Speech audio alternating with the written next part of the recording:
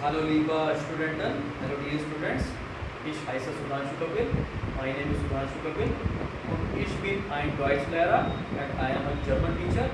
Heute wir werden die Pronomen lernen. Today we will learn the personal pronouns. Und last course we learn. Let us begin. The personal pronoun. The personal pronouns. I is called ish, you informal is called do, he is called er, she is called sie, it is called s, we is called wir, you all informal is called ihr, you formal and you all formal is called sie, they is called sie. I mark it out.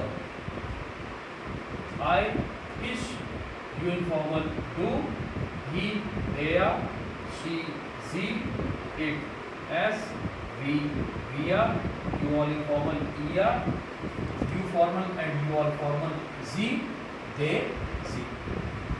Good.